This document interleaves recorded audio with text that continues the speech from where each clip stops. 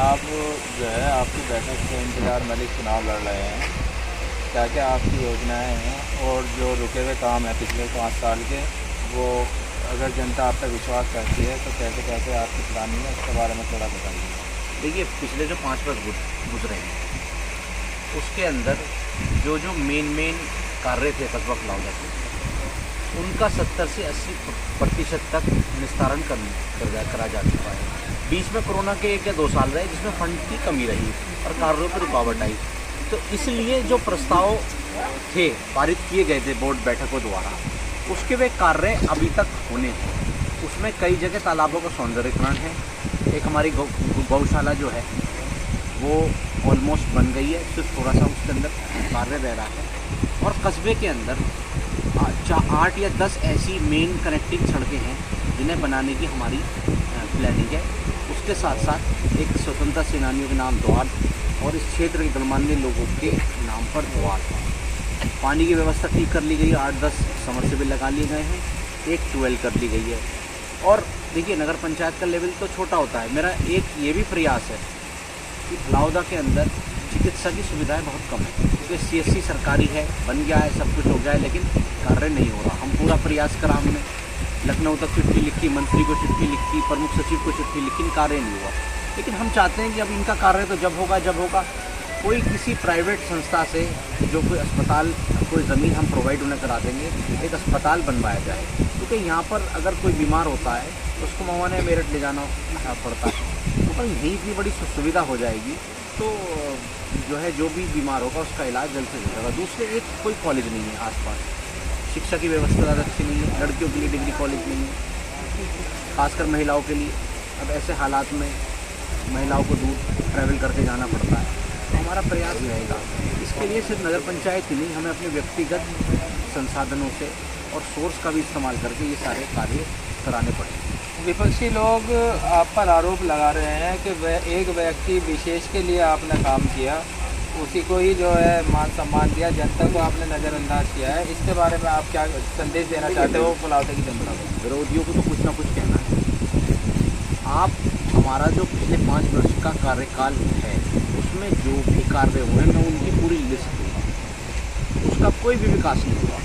जहाँ उन व्यक्ति का उन्होंने नाम लिया, उनका मंडप है, वहाँ पर ऑलरेडी पहले से ही फलाउदा खतौली मार्ग बड़ा बना हुआ है, थाना सामने है, आपका बिजली घर सामने है, CSC अस्पताल जो बना है वो सामने है, PWD ने नई सड़क वहाँ बना दी, कस्बा उधर को बढ़ रहा है। तो इसमें हमने कौन सा नया विकास किया? हमने तो उसके बराबर में जो वाल्मीकि बस्ती है,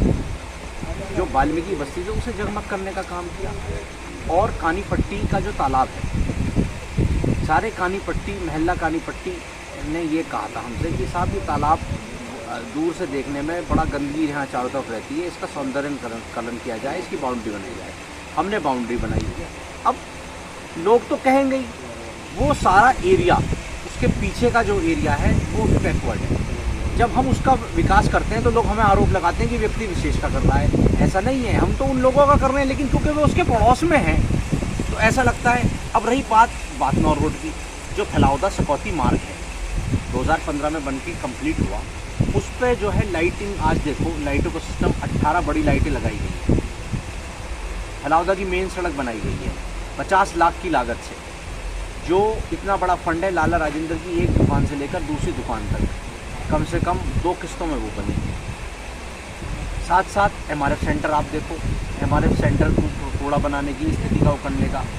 और आप ये देखिए कि इस तादाद में हमने सफाई के वाहन लिए हैं, नाला सफाई करने वाली मशीन से लेकर बिजली की लिफ्टर मशीन, इस पर व्यक्ति चढ़ता है, बिजली ठीक करता है। कस्बे में रात को बिजली ख़राब हो जाती थी, ये छोटी छोटी चीज़ें हैं वैसे तो नहीं, लेकिन जब कस्बे के अंदर रात को बिजली ख़राब हो जाती थी तो कोई लाइनमैन भी नहीं मिलता था।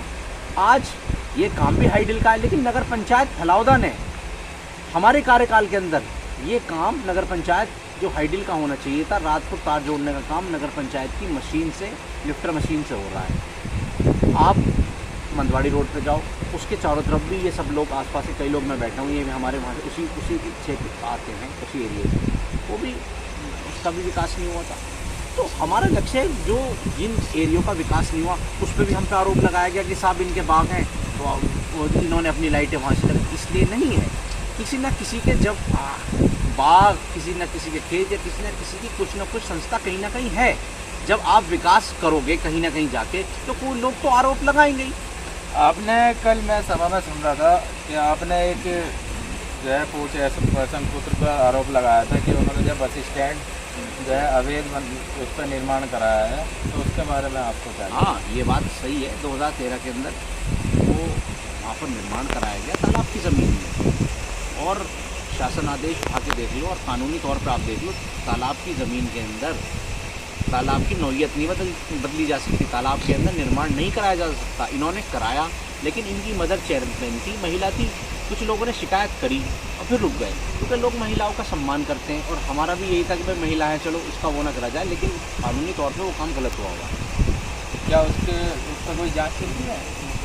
जाँच अगर कोई कराएगा तो जाँच बैठ जाएगी, लेकिन सिर्फ और सिर्फ लोग इसलिए छोड़ देते थे क्योंकि आरोप जो आएगा वो महिला पाएगा। इनका नाम होता तो ज़रूर लोग उसमें करते, लेकिन क्योंकि महिला का नाम है, लोग महिलाओं का सम्मान करते हैं, इसलिए किसी ने उसमें जांच नहीं कराई। अगर जांच बैठ जाएगी तो मैं बता रहा हूँ कि 100% आरोप तय होगा इनका। चेयरमैन अब इस समय जो निवर्तमान चेयरमैन है, पिछले 5 साल के कार्यकाल में कहीं ना कहीं सुनने को मिलता है कि ठेकेदार चहेते ठेकेदार को उन्होंने ठेका दे दिया, जिसकी जो है जाँच चल रही है। उसमें जांच का रिजल्ट क्या आया? नहीं, कौन सी जांच आप मुझे बताओ। जो कबाड़ का जो ठेका है। हाँ, कबाड़ के ठेके की बात है। वो कागज़ मैंने कल की मीटिंग में भी दिखाया था। वो ठेका जो था नीलाम करा गया, उसमें 4 बोली करता आए। पहले उसका जल निगम द्वारा वो जो कबाड़ा था उसका आकलन कराया गया, और उसमें 97,000 का आकलन किया। 4 बोलीकर्ताओं ने बोली लगाई और बोली पहुंची 1.5 लाख पे, आकलन से भी ज़्यादा, और 1.5 लाख के ऊपर वो बोली छोड़ी गई और उस जो है व्यक्ति को दे दिया गया। उस पर फिर कुछ विरोधियों ने जांच बिठाई, कुछ सभासदों ने जांच बिठाई, और सभासदों ने नहीं, एक जनप्रतिनिधि ने लखनऊ में भी जो है शहरी विकास मंत्री को चिट्ठी लिखकर उस पर जाँच कराई।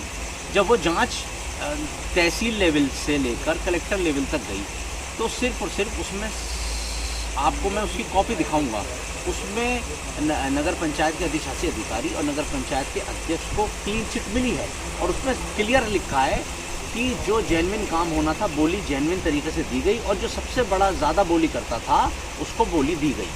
और उसके बाद एक जनप्रतिनिधि ने प्रमुख सचिव शहरी विकास के द्वारा उसकी जांच कराई, जिसमें जिलाधिकारी महोदय ने 2022 के अंदर उस पर क्लीन चिट दे दी है, पूरी जांच कराकर।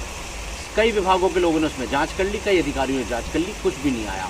विपक्षी लोग जहाँ कस्बे चौकी का निर्माण हुआ है उस ज़मीन को लेकर ये बोलते रहते हैं कि वहाँ दुकानों का निर्माण होने वाला था, और उसमें जो है किसी ने जो है 5-5 लाख रुपए ले लिए। उसके बारे में आपका क्या कहना है? बिल्कुल गलत है।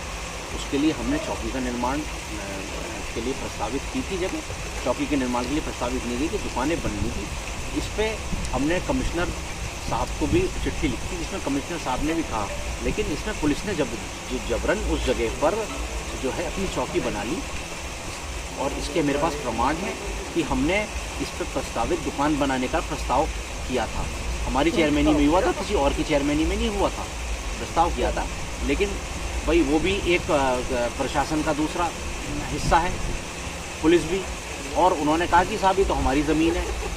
एसपी देहात आए यहाँ पर, उन्होंने जांच करी, उन्होंने कहा कि नहीं हम पे ज़मीन नहीं, हम ऐसे छोड़ देंगे। हमने कमिश्नर साहब से कहा, मैंने कहा साहब भाई ये नगर पंचायत भी सरकारी विभाग है, पुलिस का भी, तो कमिश्नर साहब ने इस पर कहा कि जी चलो कर रहे हैं, तो ठीक है।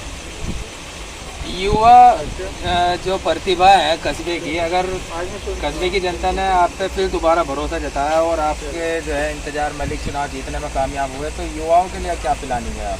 प्लानिंग स्पष्ट है, कोई ज़मीन मिल जाएगी। सबसे पहले आज की तारीख में सारे युवा जो हैं सोशल मीडिया पर लगे हुए हैं। जो समय हमने अपने बचपन में देखा, जो खेल कूद का समय होता था, जो शारीरिक चुस्त फुर्ती का समय है, शारीरिक खेलों का समय है, मैदान के खेलों का टाइम है, वो सब मोबाइल में खर्च करते हैं। तो हमारी ये वो रहेगी कि एक तो स्पेशलाइज्ड जिम, सरकारी जिम स्पेशलाइज्ड इक्विपमेंट्स के साथ, और अगर एक कोई जगह मिलती है तो स्टेडियम जहाँ पर क्रिकेट, हॉकी, फुटबॉल ये सारे खेल कराए जा सकते हैं। क्या ऐसी कोई जगह नगर पंचायत की बची है? हाँ, वो तो हम कुछ ना कुछ देख के निकाल लेंगे। ऐसी अभी बहुत जगहें हैं नगर पंचायत की जिन पर जो है अवैध लोगों का कब्जा है। जब कब्जा मुक्त करा दिया जाएगा तो निकलवा ली जाएगी।